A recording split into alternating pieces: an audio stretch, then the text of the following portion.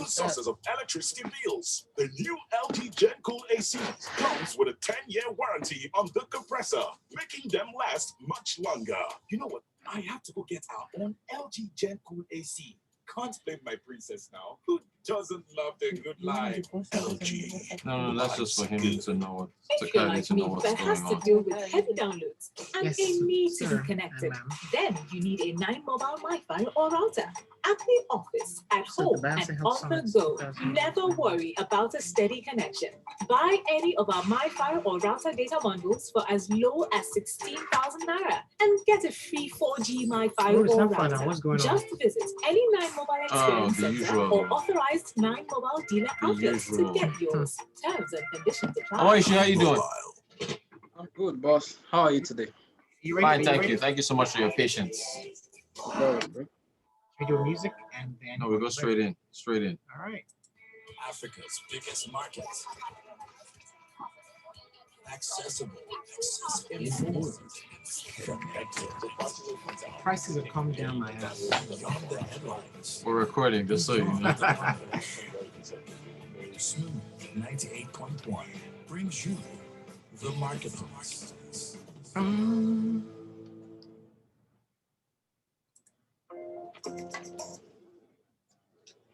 That's right. Smooth 98.1 brings you the marketplace. Welcome back if you just joined us. Of course, it's time for the marketplace with Rotus.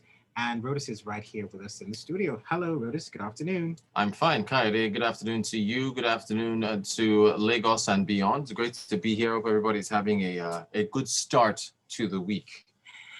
Lagos, if you're out there and you want to be a part of our conversation, as always, you know what to do. But if you don't know what to do, let's tell you.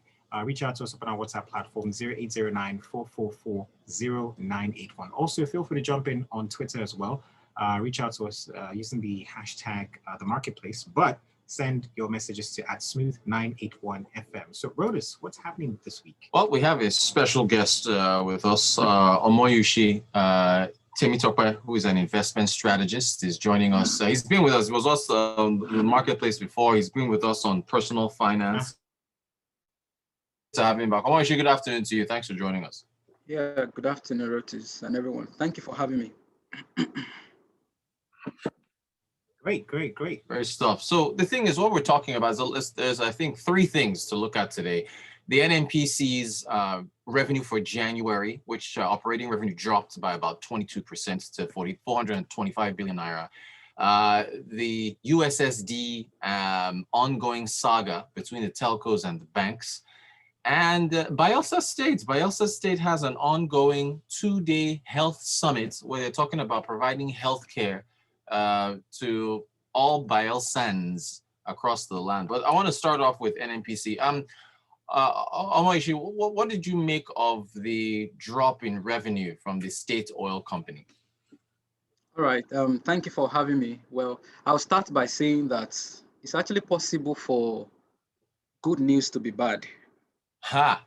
Yeah, let me explain my point. So what I'm trying to say is that, when you see improvement in oil prices in advanced countries on the back of, fiscal support and fiscal stimulus, a lot of positive support from the monetary and fiscal side, it's positive for those economies, but for developing economies is a bad news. So that means good news in a space is bad news for some set of people. So bring that down to what we are seeing about NNPC. NNPC is actually struggling with issues around increase in oil prices because when crude oil prices increase, it will affect the input cost of oil refiners, and that will have a negative impact on landing costs. So when that affects landing costs, it's not very easy for them to actually pass it to consumer, especially Nigerians that are currently grappling with, waning purchasing power. Inflation is there, so it's actually quite challenging for them. And on the back of even vulnerable or risky external sector, we're seeing that exchange rate is also challenged. So those 2 factors, among others, are actually affecting the NNPC. One is the landing cost, 2, the exchange rate. So all of these factors actually impacted on the company's top line and bottom line in January. And I think the operating revenue actually went down by about 22% to 120 billion, and operating the expenditure actually declined by about 21% as well. But on the overall, the surplus actually went down by 60% to about 9 billion from about over 40 billion naira. So all of these factors are traceable to a weak external position. And so the point is, good news in advanced countries are actually bad for developing countries like Nigeria. Wow. Okay. Thank you very much for that one. Real quick though, let's talk about percentages really now. Now the NNPC saw a 61% drop in its trading surplus. Now this is due to the landing cost of petrol. Also, the group managing director, that's Melikiari, he has called for subsidy removal. The question here is this: can these numbers put pressure on government, in its negotiations with labor over fuel prices? Well, it's a very challenging time for the federal government. We've been talking about the fact that debt is on the increase because government is actually struggling to meet its fiscal obligation. And a major source of government revenue is oil. Oil still accounts for over 80% of export earnings. Even the government budget is accounting for over 40%. And other sectors that are not oil, non-oil, they are depending largely on oil sector to even survive. For instance, we're talking about company income tax. Company income tax is a subset of non-oil sector. So if you take the banking sector, for example, to get tax from that space, you have to also look at what is happening in the oil sector, because the banking sector is heavily exposed to the oil sector. The loan exposure is well over 20%. So you know that whatever happens to the oil sector will affect their profitability and also affect the non-oil sector. So both oil and non-oil sector are actually depending, government is actually, they are all depending on the oil sector, oil prices. So that's just the point there. It will continue to actually put pressure on the government not to even comply with some of these agreements in terms of minimum wage and even increasing wages, because, the government is actually constrained. This year alone, we are looking at over 5 trillion budget deficit, and the trend might continue because so long governments will continue to grapple with huge labor size, huge recurrent expenditure. It's going to be a big challenge for government to meet those obligations. So I think it's a big challenge actually, to continue to put pressure on the government not to even succumb to whatever the labor union wants. Thank you so much for that, Omosuyi. I want to ask you about the exchange rates. I think they calculated at an average $50 per barrel, I think through the month of January, based on what the NNPC brought out of the ground, at an exchange rate of 379. I think they came out to about 145 billion naira or so. However, if you use the NAFEX rates, the I&E window rates, I think that's at 4. It closed at 411 on Friday. Now, of course, I should be using the NAFEX rate for the January period, which still, even if you use that period when they calculated their revenues, it's still in the 400 naira region, which would give them more naira in earnings. Is the exchange rates, do you think that's ever going to be addressed at this point, considering what the government is losing? Well, basically, if we don't address problem around the Nigerian external sector, that is the current account, with its impact on foreign reserves, we'll continue to have problem with exchange rates. Exchange rate is actually, it's affecting a lot, from the landing cost of the NNPC you just mentioned to inflation, to imported food inflation. So it's a big challenge. And I tell people that the strength of your currency is just a vote of confidence or no confidence about your economy.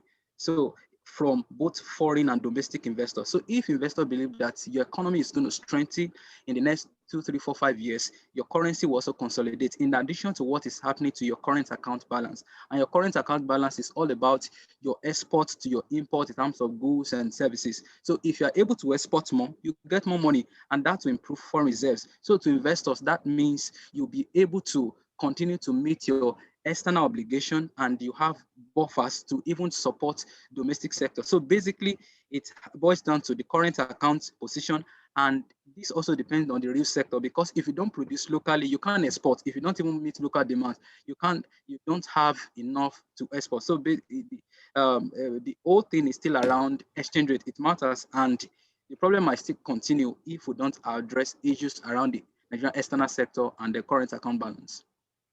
All right, Excellent thank you very stuff. much for that. Excellent stuff. Great stuff. Okay, so don't forget, guys, if you're out there still and you want to be a part of our conversation and you've got questions for our very special guest, don't forget to reach out to us on 0809-444-0981. So I've got a question for you, though. On the issue, on the, USSD matter, basically. Basically, it's back again. It goes back and forth and forth and back, if you will. It never really went away. Now, chairman of the Association of Licensed Telecoms Operators of Nigeria, that's Benga Adebayo. He said that 42 billion naira debt, that's the 42 billion, has become a moral burden on banks. And he also said that he's basically called on the CBN and also the NCC to intervene. So if they do intervene, will this matter or can it even be settled in any way? Well, we can't afford to have a rift between the financial space and telecommunication, not even at this time, because the two sectors are very important to any economy. For instance, if you look at the financial sector, it facilitates economic activity, and telecommunication is the infrastructure that helps to build the job of the future. You're looking at artificial intelligence, you're looking at data science. Basically, all activities around fourth industrial revolution is built on infrastructure. So these two sectors, again, they are depending on each other. So for instance, if you look at the banking sector, all banking sector or most banking sector infrastructure currently are built on telecommunication. So, the level of financial inclusion we have even achieved over time is traceable to the adoption of mobile banking and agency banking. And all of these are built on telecommunication. If you look at now to the telecommunication space, if you look at what the sector actually did in terms of GDP, it grew by 15%, declined by 1.9%. That's quite significant. And I'm sure none of us went out during COVID-19 to buy voucher. We use our banking app. This actually facilitates data purchase, data sales, and that contributed significantly to the bottom line of telecommunication companies. So in that wise, it means these two sectors depend on one another to survive. So they can't even afford to have any risk. So it's actually very important at this time that if they can't settle it amicably, the CBN and even the Nigerian Communication Commission has to step in, because they are very vital for economy now and even of the future. These two sectors are just key to any economic growth and even development. So I think I need to state that. Great stuff. Great stuff. Okay, we are.